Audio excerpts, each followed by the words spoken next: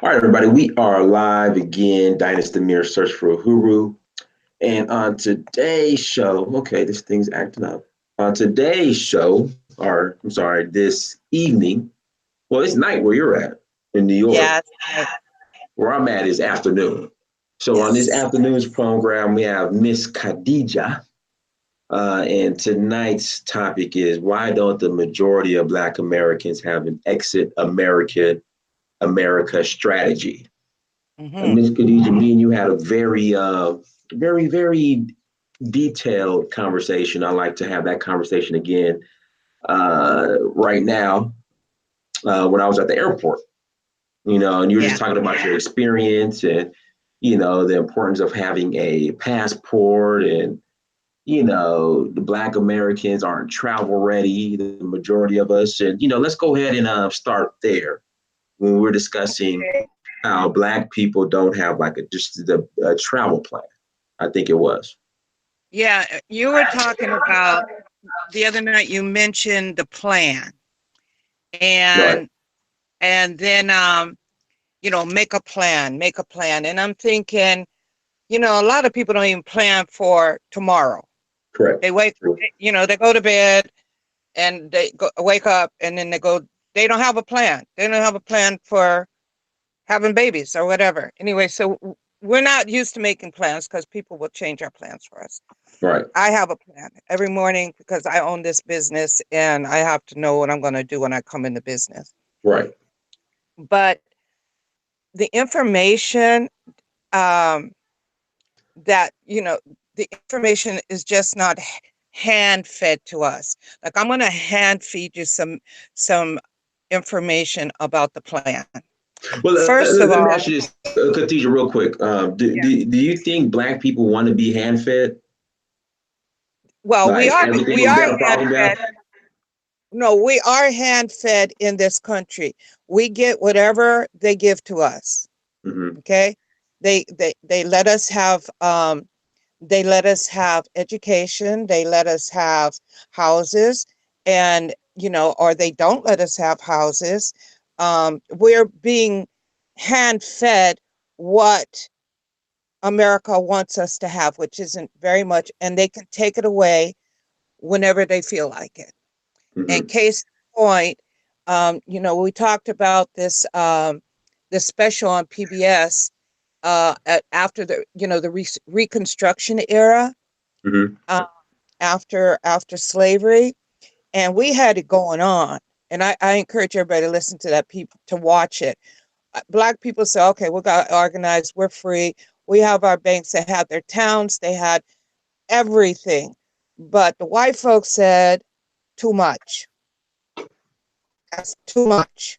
And after I talked to you last night, it's like anytime we get too much, they take it away from us. That's why I'm saying we're being hand fed what they want us to have. And nothing has changed after I'm 65. Hmm. And yeah, and what was going on during Reconstruction is the same tune now, the same song. And I told you last night, um, okay, our legacy is slavery. I'm gonna get to the point. Our legacy, Black Americans, we come from slavery, and that is that's our American legacy. That's our fiber that we have woven in history. But what we forget is that the same history has hit same time. White folks got their same fabric that they have woven, and they're not going to change. After we were freed from slavery, white folks said, no, no, we this will never happen.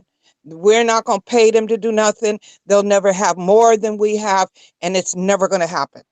And it's not happening. And it's an illusion if you think that we're going to get any more than what we have, because if you get too much, and that's it. We're going to burn down your towns, we're going to burn down your cities, we're going to rape your women, and we're going to put all your men in jail, and it's still happening.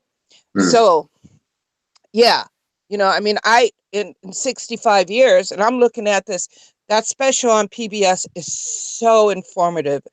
It'll really make you have insight, because we don't study, Black people don't study the Reconstruction area, and you have to, because that's even with the Black Wall Street. It would talks about W.E.B. Du Bois and Frederick Douglass, the work that they did, and reconstructing or constructing our society.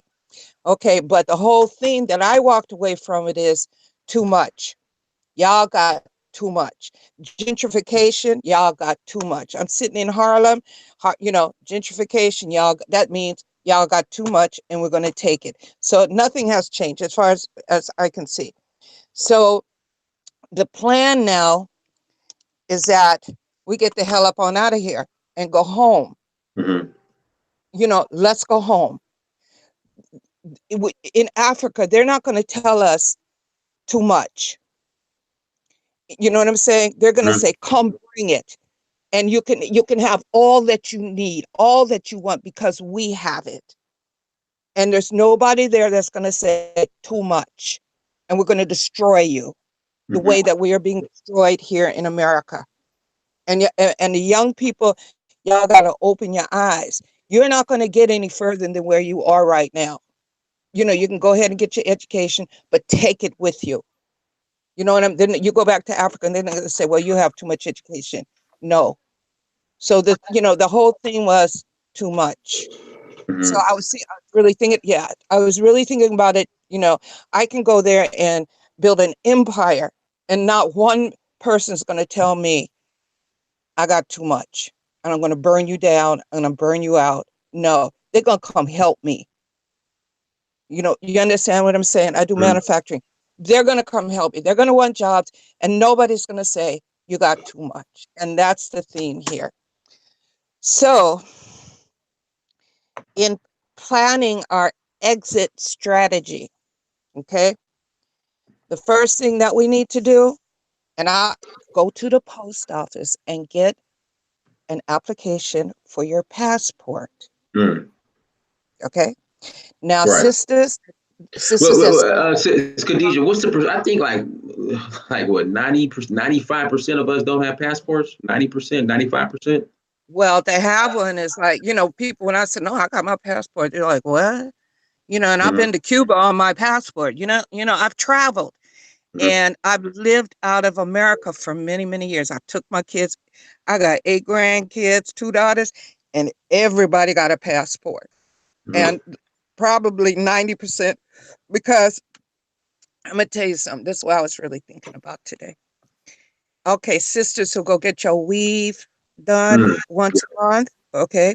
So you take that money, Hold on. and How much does a weave cost in 2019? I just so we get these I figures don't together. know. Did you see the dreadlocks? My dreadlocks are down to Okay, my I'm back. sorry. I I'm don't sorry. know. I know that you're dread. I'm just saying. I don't know if you knew or not, or if you kept up with it. I just was wondering. It's expensive. And then they be buying other people's hair and put them on their head. And Right. then I saw And then not that, just the process of putting somebody's other hair on your head. it costs about $200, $100, 200. It ain't 50. It's not $25. But the Mm-hmm. point I'm trying to make, here's the point I'm trying to make. Okay, my thing is, let's go. Let's get the hell up on out of here. Okay, Mm-hmm. that's the Mm-hmm. topic of my paper. If you really want to go and you're saying, well, how can I do it? How, I can't see that far. Okay, I'm gonna tell you how you do it. Go to the post office and you ask for an application for a passport.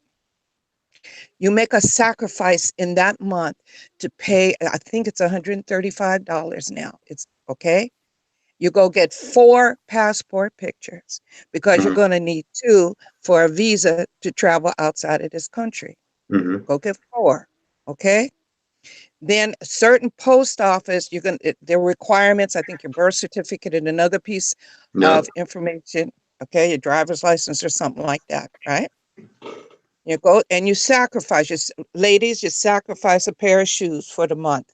You say, Mm-hmm. no, I'm not going. I'm gonna go natural hair this month, and I'm going to get my passport. I'm going to take that money and put it and go get it, because you ain't going nowhere without no passport. first and foremost. Okay, I got my passport in my purse. Somebody said, let's go. I'm already set. Let's get the hell up on out of here.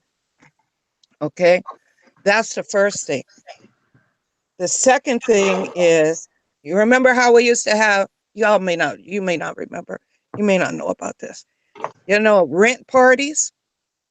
No, what's the When that, rent part? well, when the rent needs to get paid, right? And say you live, I don't know, I'm just saying, say you live in a project and you got a whole lot of people, you throw a rent party. People come and they bring the food and you pay $5 to get in, right? And they raise the rent and party all night long. Okay, and that person has, so we need to help each other raise the money to buy these tickets to get out of here. Okay, we need to help each other. We need to support one another. Okay, I was down in Jamaica and there's a group of the way that the Rastafarians across the board, 12 tribes, Bingi, Bobos, everybody. His Majesty gave them land, gave Rastafarians and anybody else who Is this want to go. is this in Ethiopia or Jamaica? You said. No, the land is in Ethiopia. It's Okay. called Shashamani. Okay, anybody can go, but it's specifically, he granted that land for whoever wanted to come back to Ethiopia specifically. And about 40, 50 years ago there, and I'm just going to refer to what I know. Jamaica, they have dances, they have parties, and they send off people one by one. They come together and they send them to the land. I have a number to go, but I'm still shopping around which African country I really want to go to. You understand? I mean, I'm welcome. I can go right now. But anyway, my point is, rather than sitting trying to figure out how one individual is going to go, I'm trying to figure out how I'm going to get all my family together. We've been talking, we're going to do BAM, we'll do these big festivals and whatever it takes. Okay. I think the major problem is just what I said. I don't know exactly where I want to go in Africa. Okay. But if you don't go, you're not going to know. All right, we gotta at least visit. You got to go, right? That's what I did when I spent off and on 30 years down in Jamaica. But I went first, and Jamaica loved me. I love Jamaica. It was all about the food, the fresh air, the ocean. My children, I could afford to put my kids in prep schools, and I could afford to have a maid. And see, all of that is over there. It is in Africa. You know what I'm saying? And we need to have doctors. We need to have lawyers. We need to have educators to come go home with us. That way, I'm not saying that we're going to isolate, but at least just like the Africans that are doing here, they have their people here. They have their stores here. I live in Little Senegal in Harlem. And and I keep thinking, well, why aren't we opening up these stores like the people from Senegal, like the Africans come here and they have commerce? What's wrong with us? But that's not my point. My point is, let's do it in reverse. Mm-hmm. Let's go home and go home. That's our home. This is not our home. Am I making sense to you? You making sense, and forgive me, I'm having issues with my camera, but we're gonna keep it pushing. Now, from what you saw, and I need to watch part one of the reconstruction series. I'm gonna watch it tonight. What similarities do you see from what was going on back then? Fast forward to almost 200 years later, what's going on now? Or 150 years later, what's going on now? Like, how's history repeating itself? No, it's how is history repeating itself? Yeah, we Okay, talked about this briefly when I was at the airport. I'm gonna give you a fresh example. Nipsey Mm-hmm. Hussle. Okay. He had too much. He had too much. So do you think the government played a role in his him being taken out? I'm not gonna say that, but I was born in Harlem, but I grew up in LA. I grew up in Compton. Okay. Mm-hmm. And then I lived a good portion of my life in Kingston, Jamaica. Mm-hmm. Right. But like I said, you have too much. Dr. Sabi knew too much. You understand what I'm saying? Too much. Nipsey, I don't know what happened to him. They don't even know what happened to Tupac. Mm-hmm. You know what I'm saying? But that was too much for the white people, for the society, because they vowed after slavery, we're not gonna bow to these niggas. We're not doing it. Mm-hmm. They're not doing it, you know, and that is their fiber. They're not gonna bend. They're not gonna bow. They're not gonna let us get economically more advanced than that. It ain't gonna happen. Because this reconstruction thing is over 100 years, and every time we rise, because one of those specials said, and still we rise. Okay, every Mm-hmm. time we rise, and we get too much, we get cut down. Either that, or we're kissing their asses. Okay, but still, we got Bill Cosby wanted to buy NBC, one of the radio stations. You got too NBC. much. NBC, you got too much. Black Panthers were started the WIC program, feeding the poor, making sure kids, y'all got too much. That's how I see it. You're too much. Okay. And you're only going to get so far. Even if you watch, another good movie to watch is Lincoln, the one on Abraham Lincoln. I And watched part of with Daniel Day Lewis. I watched part of it. listen, the whole thing with that, he wasn't trying to make black people free. It cost too much money. Too many people were dying. You understand? So they had to do something, right? You gotta watch everybody. There's the DVDs are available. Go to PBS. You gotta see this series. What was the guy's name? Henry. Skip Gates, Henry Louis Gates, Skip Gates. It is. I'm like, I didn't know these things. There's so much we didn't know. We don't know because the books aren't open to us. We're not encouraged. Like I'm encouraging young people now to do it. Your Mm-hmm. eyes will be open, and you'll agree with me. Too much. I did. I'm telling you, I didn't. I don't know where I was when they were talking about the Black Wall Street. It Mm-hmm. wasn't talking back into New York City. I thought there was a play or something on it about the Black Wall Street. How many people out there know about Black Wall Street? Not enough. Put it like that. But it's And there's a journalist, Wells, Ida B. Wells. gotta be She, well. yeah, buddy, and she was a journalist, and she exposed all kind of stuff going on. You got to see this piece, and then you'll understand what I'm saying. And we just keep going around and around like little Sambo, around and around and around. Okay, so you say, I applaud you, brother. I applaud you for your efforts trying to bring this knowledge to your generation. Okay, because my generation kind of like Moses. We're gonna get you there, but we can't go over there with you. I'm going. I told my children, I'm going, and if I die over there, don't bring my body back here. Mm-hmm. And then when I first started this business that I have, um, I had a vision. I had a vision of getting off the plane in Africa on the tarmac. You know how you walk down the stairs? Oh yeah. Oh I yeah. I had a vision of kissing the ground. Mm-hmm. And I'm at my machine. I design clothes. I do Afrocentric. I ain't trying to make a commercial up in here right now. Mm-hmm. But what I'm saying is that I I was at the machine and this vision came and I saw myself kissing the ground because I made it back home. I made it. I buy I buy boxes of shea butter from a village. It's a woman's industry and it's a fair trade item.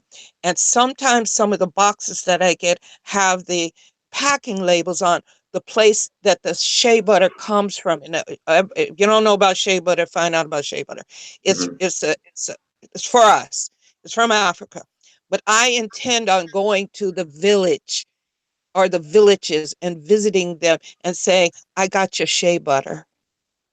Okay, that's kind of how connected. There's a group of women from Jamaica that go to the Pan African conference in Ghana every other year.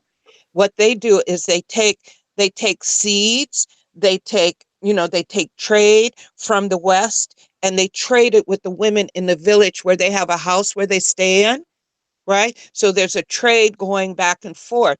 We just have to stop being complacent. And people say, well, Africa. I've been to Cuba, and my brother was like, oh, you're gonna go to jail. I was like, no, no, no, no. And my thing is why I can go these places, because I feel like um I was like, you know what? When I moved to Jamaica, I said, well, it's a place just like any other place. I still gotta put my kids in school. I still gotta cook dinner. I still gotta make a living. But it's a place like any other place. It's another place. And we don't we did not get an invitation to come here. We didn't even get visas to come here. We're here illegally, according to what the shit is going on now. Guys, can we Okay. can you guys please hit that like button? We have 153 people watching, only 50 likes. Let's hit that like button. And also too, while it's on my mind, Hmm. Kadijah, for those Okay. who say that we built America and we're not going anywhere, we built this country, our ancestors' bones are buried in this country. What would you say to that? Bye. You're welcome. We're going home now. We're gonna build up our own thing. Bye. We didn't ask to build this. Okay. And just like I've been here, I think it was as you. What happened if we all leave? Figure Yeah, that out. No, bye. It's like you're in a marriage, right? And you built up the marriage and you got the big house, but you are being abused. You're being physically abused. You're being verbally abused. You're emotionally abused. You gonna stay there? You gonna stay in that house because it's a house? No. See ya. If you have any good sense, see ya, because it ain't gonna get no better. You what? I'm gonna stay in that house until the one more lick and I'm dead, which is happening on our streets now. Okay, it ain't. Don't it doesn't make any sense. I got grand boys. You know what I'm saying? I got grandsons. Okay, and when we send the oldest one out, he's 13 now. Send him out. Pray to God he gets back and he's on a two block walk. When we're in Jamaica, I used to have my two daughters hook up and they would come to my factory and they looked out for each other. It wasn't. So what? We built it. We didn't ask. We were tortured. Our women were raped. Our men were sodomized in front of their women. You want to stay here? I'm at that point. You want to stay here? Now, somebody said, well, how come you didn't leave already? Right? My thing was, I was going to make sure before I left out of here that my children were set because they have their children. Because if I go, I always told them, if I go, I'm not coming back. Right. And then, so now we're ready to go. I think my family's set. I got 8 of them, 8 grands. Right. But if you don't want to go, I'm gone because I see the light. Okay. Take your skills that we built this country with and go build up our own community, just like the Africans are doing here, and the Mexicans, and the Italians, and the Indians, and the Chinese people. Go home. Go home. The party's over. Open your eyes to it. It ain't gonna get no better. Mm-mm. And I hear the trumpet blowing. I hear the trumpet blowing. And all the little educate, okay, all your student loans that you'll never be able to pay off trying to get all that education. Okay. They got universities. They have universities in Africa. Mm-hmm. They got good people from America go over to Ghana places and go to their universities. Yep. You know what?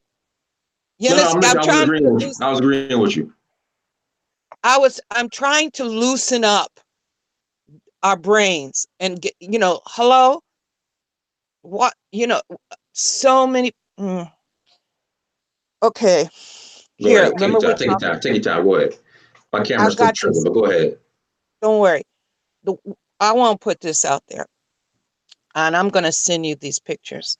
Hmm. You know the sagging thing, Yeah, and the yeah. You brother told me said, about that. Yeah. yeah. I'm gonna talk about it right now because I stopped brothers on the street and I said, look, I'm not a holy roller. I'm not a, hey, I just want to say something to you, okay?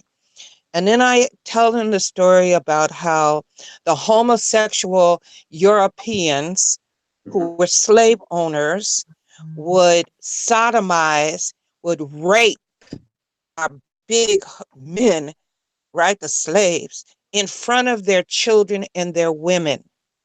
Then they would make them wear their pants below their bottom to show that they were a broke buck. And if anybody want to find out, I'm gonna send you the information. And so I tell the brothers now here in Harlem, I said, listen, you walking around with your pants below your butt, and that signifies back to what I said, the white people haven't changed their program. They have not changed their program. They look at you like, oh, you a broke buck, Hmm. right? We Right. already screwed you. We already raped you. We did it in front of your children, and then we put you in jail, and now you're sagging again. You're broke buck. And I said, brothers, please don't let these white people think that you are a broke buck. Pull your pants up. And I'm not being an old fogey No, no. You because telling now the truth. but and the brother said, well, this is how we came, this is the prison system because yeah, yeah, look at it. They locking your ass up, raping you of your right to vote, raping you of your right to be a father in the home, raping you of your education. There's more things about rape than just physical rape. Okay, they raping our men left, right, and center. Okay, even the educated ones. Okay, if telling you, wake up, and then you're like, so I'm woke. No, wake up.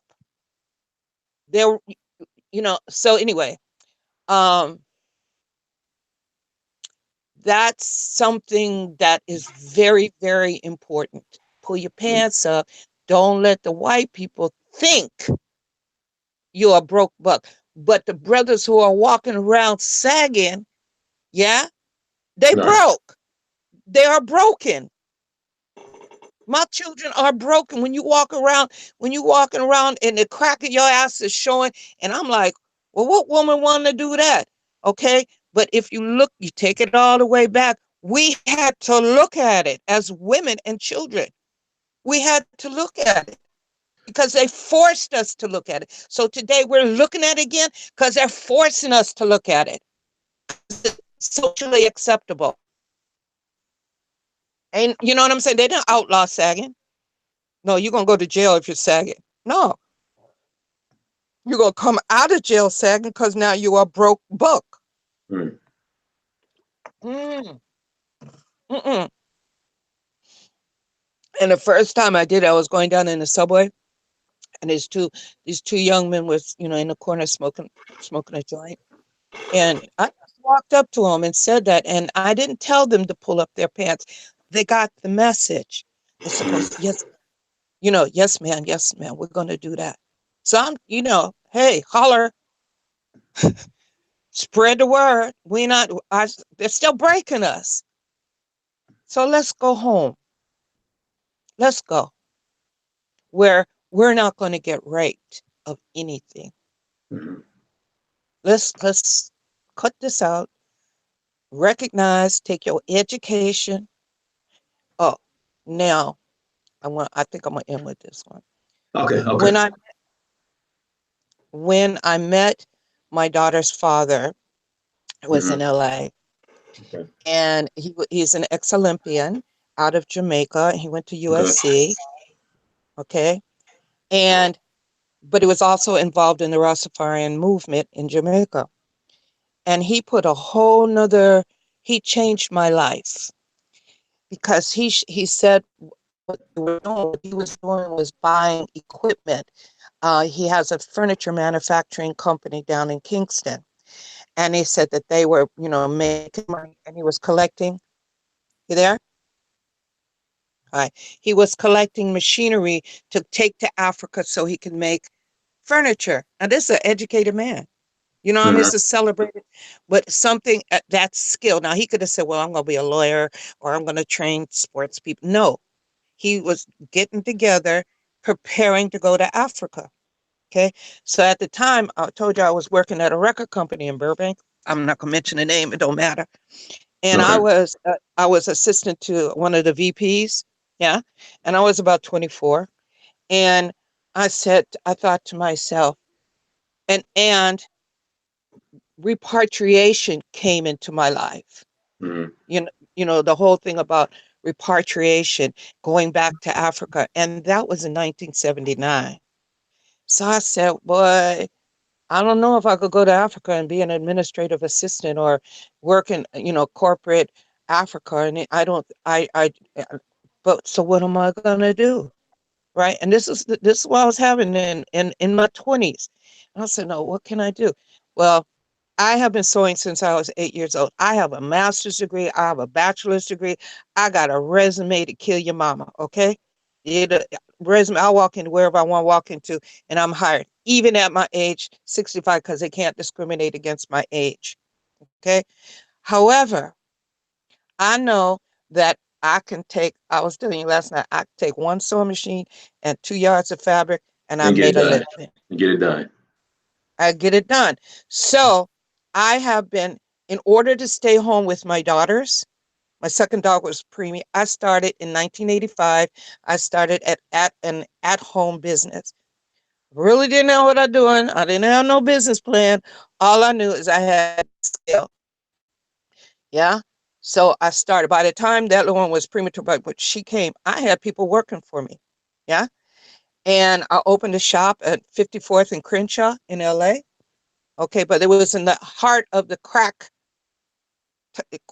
part of the city right there. Right. And this is Of LA? 1985 of Of LA. LA? Yeah, so Yeah. Freeway Rick Ross and all them. All that. All that. I was in the near the Lamert Park area and all near where Nipsey was killed, all of that. But Mm-hmm. I didn't know what I was doing. I just knew I was going to do it, right? So, but every step of the way, it's not that I get knocked down, but I have to close up and go someplace else. So, the crackheads ran me out of there. I went up to Hollywood, opened a shop. Earthquake ran me out of big major earthquake in like 1988, destroyed my building. I packed up, took my FEMA money, and went down to Jamaica with machines and fabric. And sometimes my girls and I I work in a guest house. I went down and worked with the Rastafarians. Eventually, I opened up 2 stores and a factory in Jamaica. Okay. And I was sitting in the one of them, and one of my sisters from LA, I said, boy, I wish I was international. Right. And she looked at me, she said, since we're sitting in Jamaica, you are international. She made me wake up to my position. You understand what I'm saying? So, oh, now I'm international. But I had to put my kids through school, all kind of things. However, I'm sitting now in the Malcolm Shabazz Harlem Market, the African market in Harlem. I am the only African American in this market. Everybody else from West Africa. Now I can hold my own because I've been trotting this trail for a long time. I got accolades now. I got awards, all kind of things. But in my in the process, I've been interviewed by the media, and I had to really define what the hell I was doing. Like, what are you doing for real? Kadijah, what you doing? So my thing is, because I have mostly American, Black American customers. My thing is that I am putting back or giving back what was taken from us in the Middle Passage. That's my position, meaning that if you come and I hook you up with a outfit or something from the Mhm. cloth. Okay. Now my position is I need to make you comfortable walking down 116th Street or walking down Lenox or walking in Mhm. LA or going to Mhm. your office and being comfortable. You know, not so much like all those outfits that you brought back, because the brothers, they're not comfortable with that. Only time they got comfortable with that was when the Black Panther came through here and I sold out. But I was trying to give them designs that, look, don't just hang this up in your closet, sis. You know what I'm saying? You can wear it to the office, you can wear it to a party, you know, and I was hoping that I would see more and more of those people. So that's what my mission is. I'm putting back what was taken. I'm doing my part, what was taken from us in a middle passage. I also believe and I think that it is a connection. What I'm doing is an enlightenment or a connection for us going home. Let's Let go. me ask you this, Miss Khadijah. For people that say, "Hey, again, we built this country," but another one is, well, we have our own specific Black American culture. You know what I We don't have mean? no culture. Wow. Go ahead. Okay, go ahead and expand on that. Go ahead. Go ahead. We don't have no culture. And real quick, guys, we have 200 people watching, only 107 likes. Let's please hit that like button. All right, go ahead. Oh, well, maybe, maybe I'm saying some things that, aren't likable. No, no, no, no, Um, no, no, our, no. Go ahead. our culture, once again, okay, ooh, if we were to be able to hold on to our culture after Mm-hmm. they took us to the door of no return, Mm-hmm. if we were able to hold on to our clothes and our religion and our food and weren't forced to eat pork, you know, we would have a culture. Mm-hmm. Okay. And I'm saying that in the position I'm sitting here in little Africa, and they Mm-hmm. have tradition, they have culture. Okay. Now, the American culture is based on what the white people let us do. Say that again. Repeat that again. That's important. Repeat that again. The Our American culture is based on what the white people let us do. Let me I tell got you that. how. That's a whole nother show itself. Go ahead. But let me tell you Go ahead. this. When I took my children down to Jamaica, I had purpose. I said I need to get the white people out of me, right? Mm-hmm. And as far as I could get, because I picked up my two, one was 7, one was 3. I picked up my kids, packed up what we could pack up, and I said, I'm gone. I'm out of here, right? I wanted to be in a black place. I wanted to be where I was not bombarded, even walking down the streets of Harlem in this gentrification, looking at white people looking at me like I don't belong. I didn't want that. And plus, LA had 120 different carcinogenics in the air. At that time, I said, I'm out. I'm out. I'm gone. I was bold, and my family said, well, whatever, because I got a bougie family in LA, but that's nothing. We don't know about our culture. There's so much things we don't know. I feel bad when the Africans ask me, well, where are you from? I said, Harlem. They say, no, where are you from? Right. You know, they say, well, where are you from? And my children grew up, my daughters grew up knowing that they could be anything they wanted to be because it wasn't no white people telling them they couldn't do it. That's how they grew up. And they had a British education, and they were fed the truth. Okay. I don't I'm not a cookout person. I'm not a I'm not into getting, all fabulous and stuff like that. And but anyway, my background is West Indian anyway. My family is Brazilian and Bayesian anyway. So I more gravitate towards those traditions and those what you're saying, our culture. I'll cook West Indian food, you know. Mm-hmm. I I gravitate you know, towards that.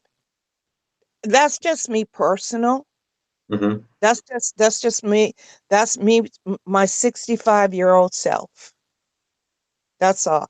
Now, other people, go ahead and tell me about the culture, but I know. They'll say hip hop, soul food, uh, our swag, language, slang, you know. Mm-hmm, mm-hmm, mm-hmm, mm-hmm. But they made us eat the soul food. All right. Okay, they copy.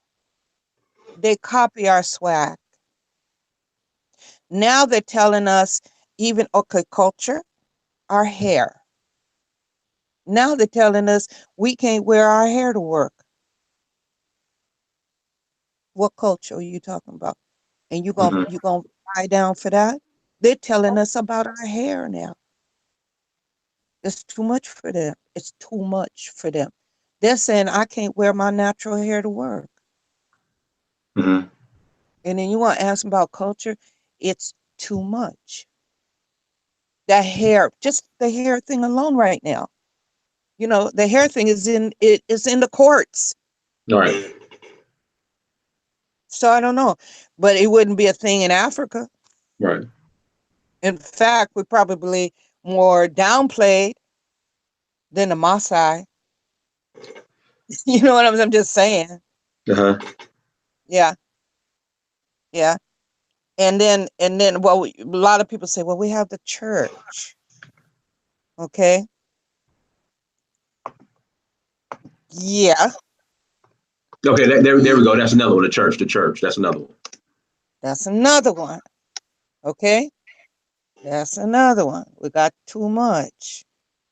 I can't, I mean, listen, I studied in the ministry for 10 years, okay, to become a minister in the Church of God in Christ, right? But once I really, and I love my church, I love my bishop, he just died and everything. Mhm. I spent 10 years up in the, and that's all I did, church, work, home. But what sours my soul and my spirit is what slaves were told about Jesus in the Bible and our souls. We're not going to heaven. The manipulation that they use the Bible to manipulate us, thinking that we ain't no good, right? We're not worthy of heaven. We don't know where you're going, but you ain't going to heaven. And that is what sours my spirit. What this is once again that goes along with the sagging pants and everything. And they let us go to church on Sundays. And they're still letting us go to church on Sunday. See, that's my thing. That's and if you really study religion, if you really study the origins, if you go back and you study Egyptology, all of that, when you get up to American Christianity, it'll sour your spirit if you really look at it. And do you really want to be a part of something like that? You know what I'm saying? Do you really want to be brainwashed like that by white people? Okay, you can have your church, but you're still gonna go to hell. And they Right. ain't changed. That's what I told my son-in-law, who is an apostle, and we talked about this. I said, how many black people do you see in a big white church? And how many white people do you see in a black church? So we still got segregation. It still ain't even. Look at it socially. And white people feel all out of place when they come and people shouting and jumping and the Holy Spirit and everything. I don't make it a practice of discussing even though I brought it up, my religious beliefs, nor my political beliefs, my personal political beliefs. Don't ask me about the president. Don't, even though I have a degree in political science. You know what I'm saying? But I don't get to sit down and discuss that with people. You got to open up your own eyes. There's a video, a documentary called Zeitgeist. Right. Okay, Hmm.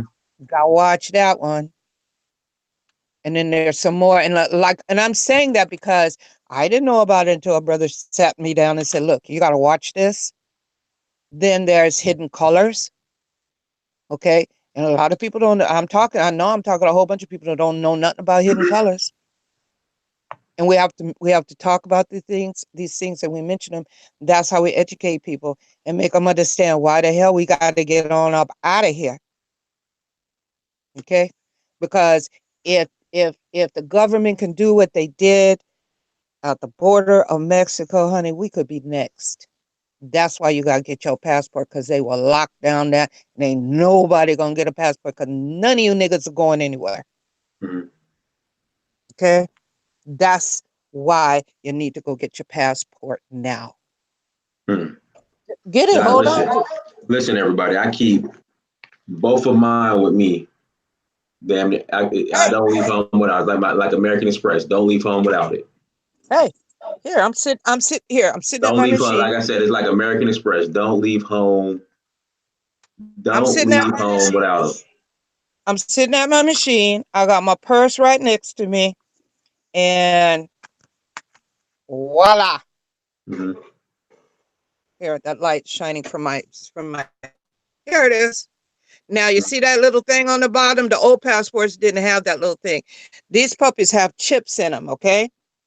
And Mm-hmm. I went in and out of Cuba with the old one that didn't have a chip. So they didn't know where I was.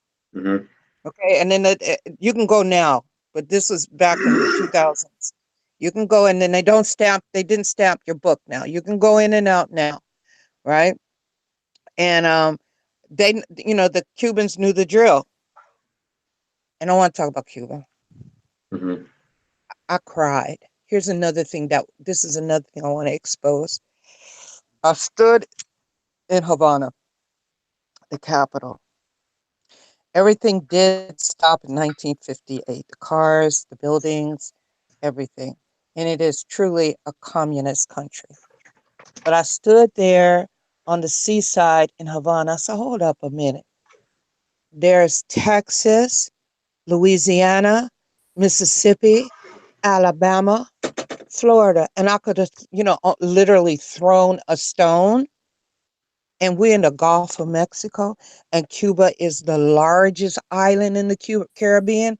And do you want to know how many? I cried because I said, we don't know nothing about these brothers and sisters suffering down here in Cuba.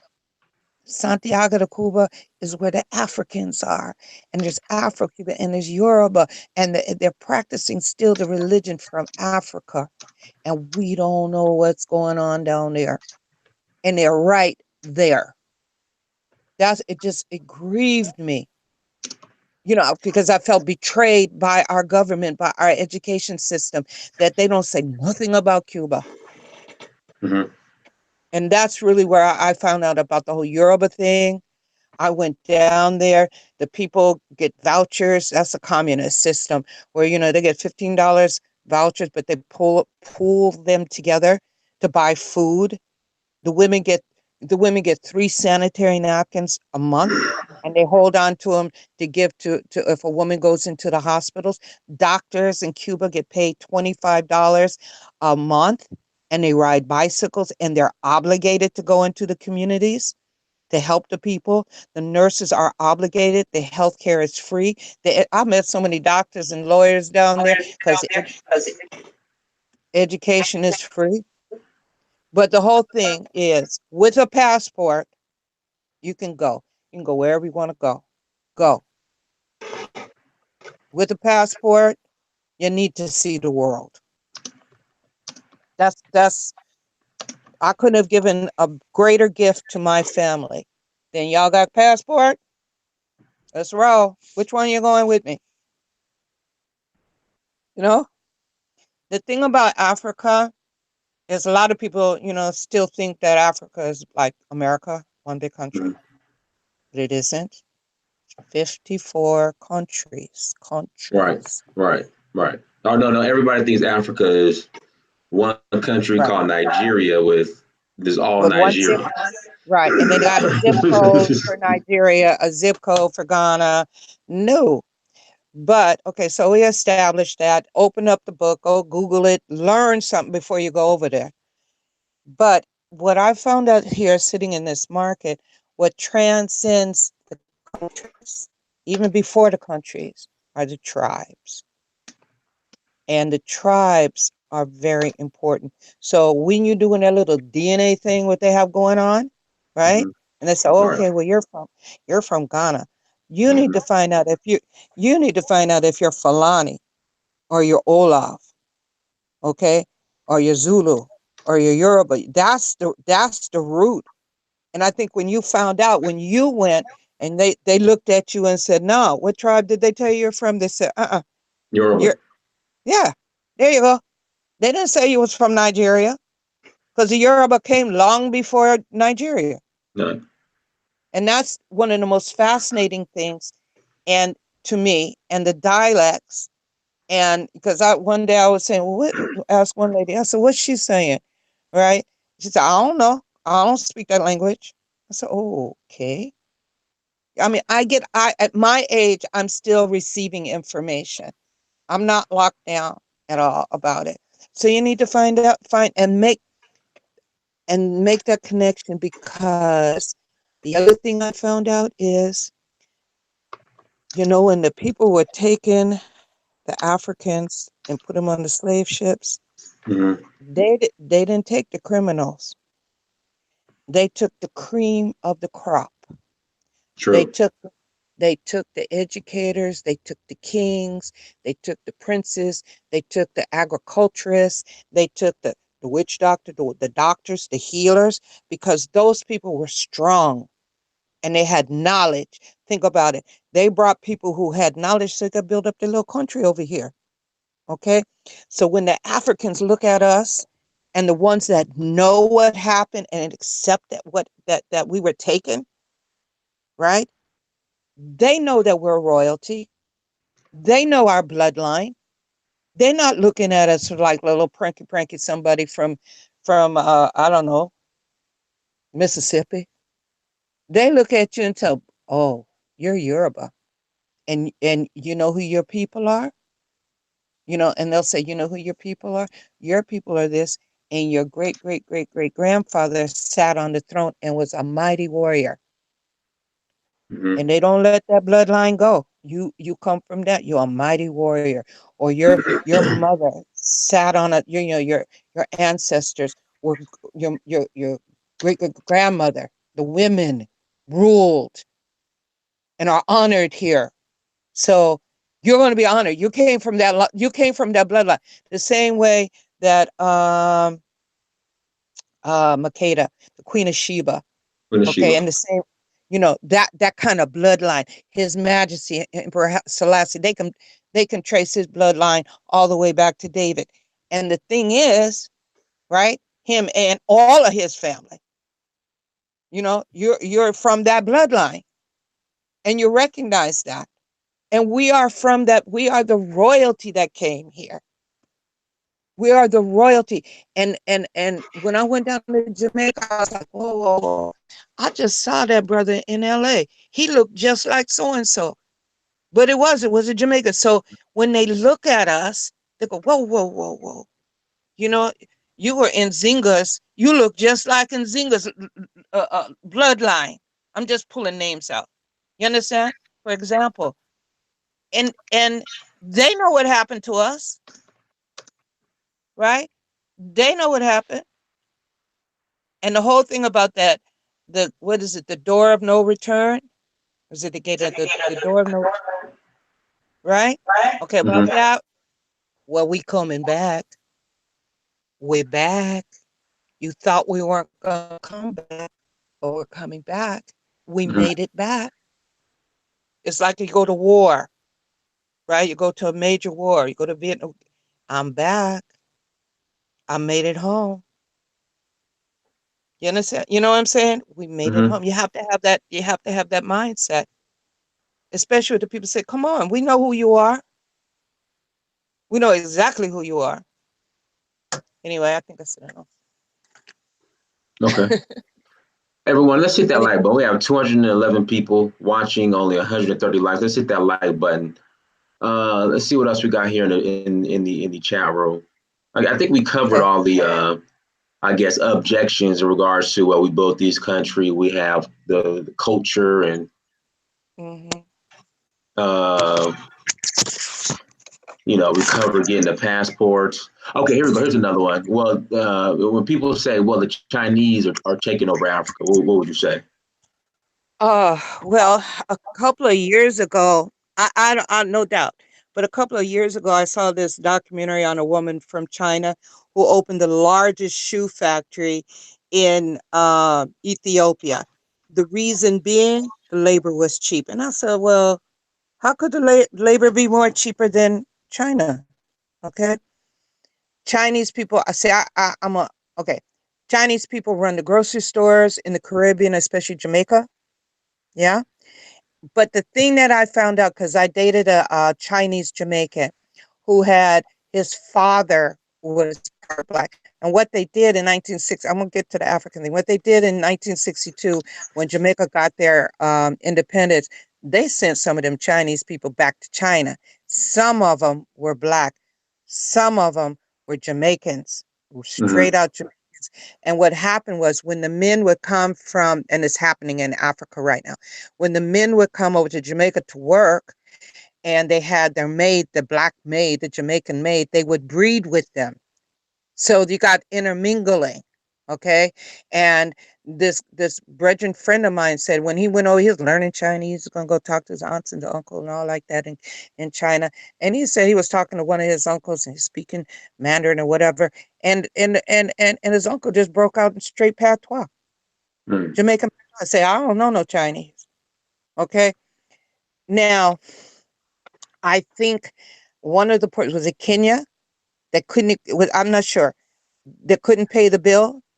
So But Chinese see, ain't I don't think they took over the port though. well. It said because they owe him money. It's the same thing in Jamaica.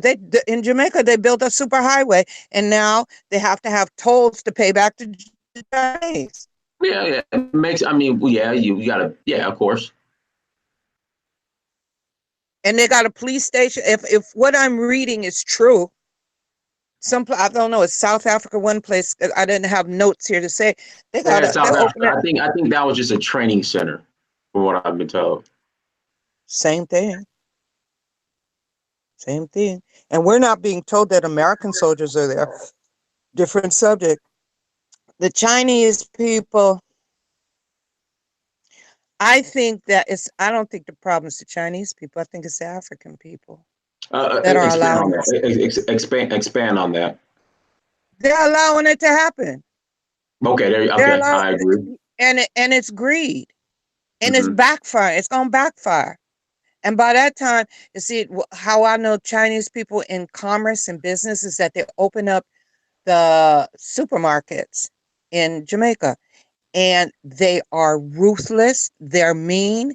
They treat Ocho Rios. Go to the big one. Anytime anybody go to Jamaica, go to the supermarket in Ocho Rios. You'll see what I'm talking about. They talk to the Jamaican workers like crap. Yo, Of course. you don't talk, talk, you know. And You sound just like them. nah, nah. But I was like, what the hell? I was like, oh my God. And then when you try to talk to them, but see, these are fresh off the boat Chinese people. And what they do, just like here, there's something else I need to mention. Just like here, they put their money together, and for 5 years or whatever, one family controls that market. Okay, the different market. When they make all the money what they can make and everything, then another family comes in. Okay, but so we don't do that. Every Hmm. other culture does that. And when the Koreans were moving into LA and the Vietnamese, but most of the Koreans were moving into LA, because I heard you say you lived in Koreatown. No, no. Um, Like two, three yeah, years. yeah, I did too. But Ninth is Toronto. what what what we don't do that all these other cultures do, and even including the Africans. I'm trying to figure out how they open these big stores up here on 116th Street. The the well, a lot of cultures, a lot of cultures. Everybody put in $1,000. 10 people put in 10,000. You got $10,000. You can open a store. Okay. And they work it, right? And they get the money back out of it. Or there's a godfather who gives them the money, they work it and they pay back the money. So that, sidestepping any bank and loans and all like that, right? I don't know. Well, okay, I'm gonna tell you why we don't do that, because Willie Lynch stuck his foot up in stuff and divide and conquer, you know, and we don't trust each other. The main thing was make sure they don't trust each other. We don't trust each other with a popsicle stick. You know what I'm True. saying? Yeah, We Uncle. don't. Yeah. And that's what's killing us. We don't trust each other. And that's a serious problem. I'm not even gonna let you hold 10. We're not gonna put $10 in the pot. But the Jamaicans, and they have this in the market too, it's called susu or partner hand. Okay. Yeah. Yeah. And Yeah. yeah, but an Americans got partner or susu? No, you know, and in this market they do $100 each week. My daughter says she loves you. Who? Your daughter says she loves you. Your daughter, I love her too. See Uncle now, Malalo. but we on a ready, set, go. Ready, set, Uh, get the hell out. And here's a funny thing. One of the tailors next door to me, uh, because I'm like, okay, I got 6 machines up in here right now, right? I retooled once I came back to America, right? And I said, look, okay, I'm planning. Do I crate up the sewing machine? How much? I watched one of the tailors break down an industrial sewing machine, table, motor, everything. It fit into a barrel when he got finished, and put the rest of the stuff in there too. So, oh, okay, that's how I'm gonna do that. That's how we do it. But a lot of people don't even know what the barrel's about. You know, and I one time I was packing up a barrel to take back down to Jamaica, and the brother said to me, "They don't have rice there," because I about put rice in the barrel and all like that, which made me think. But we need to know how to pack. How you gonna pack up? We need to know that you call the cargo, you call and put the barrel on the ship, cost $75, $100 to ship all your stuff. You go to Home Depot and get scratch and dent, put it on the boat. It don't cost no money to ship stuff over. Okay? But sell some of that. Don't take everything with you, because we too collective here. mhm. Okay? Now, one more thing. Another one more thing. Mosquitoes. Yes. When I saw that, I was like, that's not a good excuse at all. Okay, because if we were on The Price is Right, or Let's Make a Deal, and you want a trip to Jamaica, right? You would go. And there's plenty of mosquitoes down there. There's dengue fever and the swine, all kind of stuff that the mosquitoes bring. But they have eradication and they have things. I'm a mosquito person. Mosquitoes love me, but I know how to keep them off me. I thought that was not a bright thing to complain about. If a little bitty mosquito is gonna hold you back, then you ain't ready. You're not ready. Mm-hmm. Because some people don't even know what the red dirt, when you see the red dirt, Mm-hmm. some people ain't never saw red dirt. It was the sweetest thing for me to walk in the red dirt, and my foot bottom would be red and clothes be red. Wash it. I got back to LA with red. Okay, but it's rich in minerals. Yeah, you can't wash that out your clothes. I don't think Well, you that can if you get a good red. wash.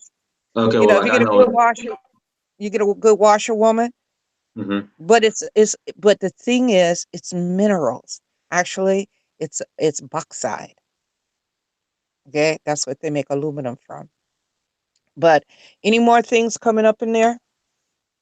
No, I mean that's it. I think we covered. I mean, we covered everything. I mean, sister, what we'll do, we'll go ahead and close out. Shout out to brother from the BIO, brother Jamal for the super chat. What we'll do, we'll go ahead and close out. Tell everybody how they can reach out to you, and tell everybody about your shop too. So if they're in Harlem, they can come and support you. Where's that? Okay. Um, well, I'm here. The address is 52 West 116th Street. But if you're even on a Google search or something like that, you just put in African Market and you'll find it here. Mm-hmm. There's over 50 shops here. Um, there's tailors here to make the clothes. Um, I saw what you brought back. You know, you have your tailor in Africa. That same work. Mhm. I'm not trying to discount the brother in Africa, but the same work is being done here with the Mhm. embroidery. I see it every day. You Yeah, know, well, I'm I tell home. people this. I tell people this. Senegal has the best tailors on the planet. I don't know. I've been sewing almost 50 years, 60 years, Uh, and okay, I sit. okay. I'm sorry. No, no, no, no dissing you. Just No, overall. no, no. What I'm saying, I'm in awe when I sit down and watch them do that work. And Hmm. I've been trying to buy one of those machines and have the tailor. And I told him that, you know, I told him that I might have a visitor, maybe, I don't know. Um, Hmm. and there's a machine I want to buy, and I want him to teach me. 5 years, he still won't teach me. It's a men's skill. Hmm. It's an artful skill, and it's being done here. My thing is I do custom work. And when people walk down the aisles and they Hmm. look at the racks of clothes. There are a lot of clothes here from China bought downtown and all like that, Yeah. but that's not my mission. Um, there's all kind of there's drums, there's jewelry, there's fabric, there's wood carvings of all sorts, fetishes and all kinds of things. There's Hmm. baskets here, you know, and my when people come, they stop by me because they go, "Whoa, you know, you're different." And I'm not shining. I'm low key because I got a lot of work in here, and I'm old. I'm 65 now, so I ain't, you know, I'm not bouncing all that hard. But I stop and I educate my people about the cloth, about the mud cloth, and you know, and I share the knowledge. I got enough knowledge that my cup over. I'm talking to you from the saucer, Hmm. okay? I'm talking to you from the overrun. What I wanted to say though, I want to go, and I've been planning on this, to open a factory in Africa.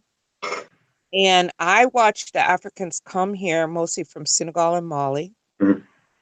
and they bring their big suitcases or a container full of clothes and they bring them here. So I want to manufacture in Africa because I can manage that. And I have a ready market here. You know what I'm saying? I'm coming back. Here's clothes, and Hmm. everybody here will buy them. I want to put it out there that I would love to have a group of American women go down and work the factory. Now, see, some people, I ain't working in no factory, right? But I'm the CEO, okay? And I got to procure, I got to do accounts payable, accounts receivable. There's cutting, there's finishing. I got to ship, I got to advertise. You know what I'm saying? So there's many jobs that go into that because some people say, well, you know, I work in a law office. Yeah, well, you work in a law office, then I need some help in Africa. You know what I'm saying? Because Hmm. now we ship. So I just kind of wanted to put that out to any sisters or brothers who say, well, what am I going to do? What am I going to do? I'd like to go down and provide a workspace and meet you. Come on in. I'm waiting for you. That's my goal. If you say, well, what, you know, I don't know about another 5 years, but immediately I'd love to go over there, set it up, take my machines. I already know what I want to do. I already have a ready market here in America. I just want our sisters and our brothers to get the hell up on out of here. Okay. Sister. And I encourage other people, tradespeople like myself, okay, like myself, to look into doing the same thing. You're a barber, you know what I'm saying? Ship those barber chairs down there and all your scissors and stuff, and encourage barbers to come on in because everybody got to get their haircut. Okay. If you're a Okay. baker, if you're a baker, okay, bring your books. Come on, because you still got to ship. You still got to have accounts payable. You still have to have receivables. Still have to have procurement. It's not that complicated. I know if everybody said, well, let's go to Hollywood and do this, y'all be up in there in a flash dance. Mm. You know what I'm saying? Let's go down to Miami Beach and do this. Everybody, come on, let's go down there. Go to Africa. Go home. Go home. That's what Sankofa is about. Go home. Anyway, I'm sorry. Thank you so much, No everybody problem. everybody who's listening. I have been trotting this since 1979 when I was awakened to the fact that we need to repatriate, Mm-hmm. right? Marcus Garvey and everybody, Marcus Garvey said we got to go. Muta Baruka said, don't stay in the white man's country too long. Peter Tosh says, if you're a black man, you're an African, hey, you ain't nothing else but an African if you're a black man at home and abroad. You know, don't sit here and don't let your children. It's not getting better. So look forward for your children and your children's children. Mm-hmm. Look for get them out of here. Mm-hmm. I'm getting my grands out of here. They've already been out. We came back, but they know. They know. Well, You know. Sister Kadijah, we appreciate you coming on. Everyone, thank you so much for joining us. Make sure you go to search for Uhuru on Instagram, Snapchat, Twitter, and Facebook. Make sure you guys like, share, and subscribe and all that good stuff. Dynasty Mirror, search for Uhuru. Until next time, family. Peace. Thank you. You're welcome.